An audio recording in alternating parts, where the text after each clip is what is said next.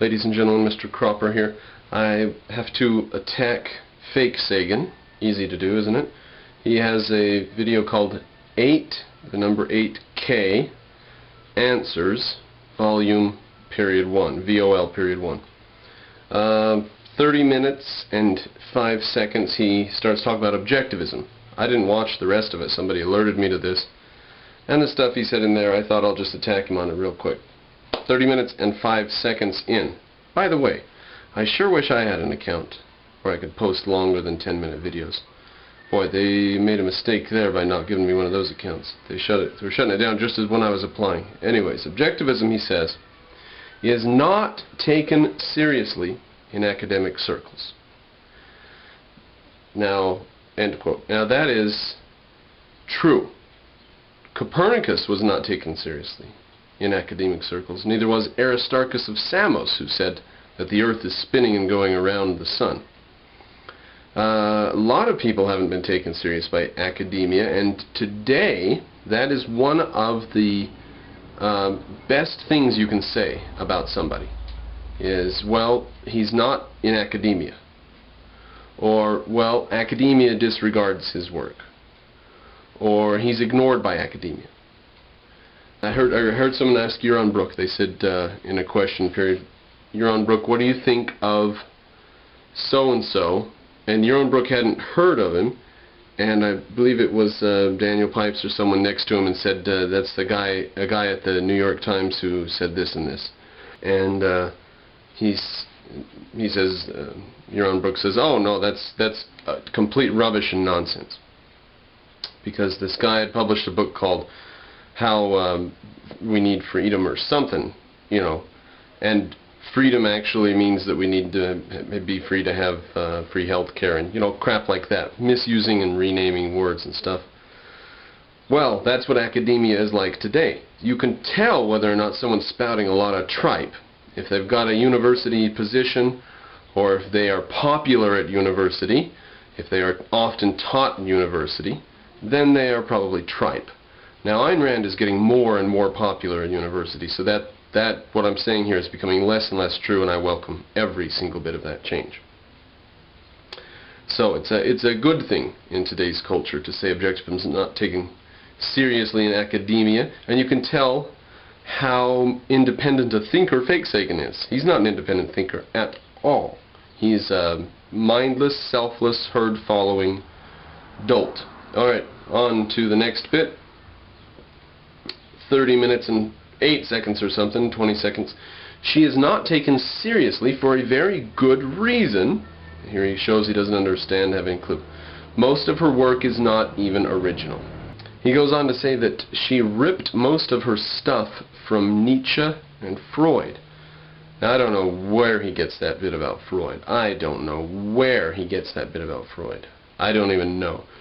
But the idea that she got some of her stuff from Nietzsche is maybe true in some sort of poetic sense. She might have been inspired by Nietzsche.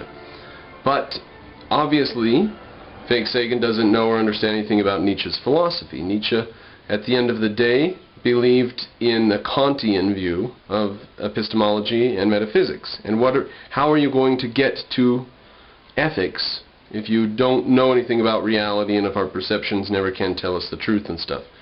Nietzsche did go insane and published his last book when he wasn't too old. I mean, he went insane, probably syphilis, and didn't finish his philosophy, but his philosophy was stark raving mad, and he did just take wholesale the theory of Kantian subjectivism, that we can't know anything about reality because we're cut off from it by our means of perception. Strangest idea anybody's ever made up. So, the idea that she ripped her stuff off from Freud means that Fakesagan probably hasn't read Freud and certainly hasn't read Rand. And the idea that she ripped stuff off from Nietzsche, poetically she may have been inspired by him, but ethically, philosophically, in politics, in epistemology, and in metaphysics, a study of Nietzsche will let you know, if you're an objectivist, that there's no way she could have gotten her system from Nietzsche or any significant parts of her system. A line or two of poetry maybe. Nietzsche says you have to have you have to have long legs to walk on the peaks of mountains. Great line of poetry. Fine, he had a lot of great poetry, but she didn't rip most of it. She didn't rip any of. She might have been inspired a little teeny bit by some of his poetry.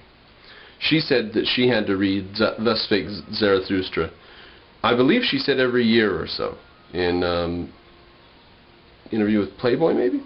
Anyways, let's go on. 30 minutes and 40 seconds. He says, quote, some of her novels are almost exactly verbatim plagiarism, end quote. Now that is just spreading tripe. That's slander. That's baloney. And he probably hasn't read the first page of any of her books.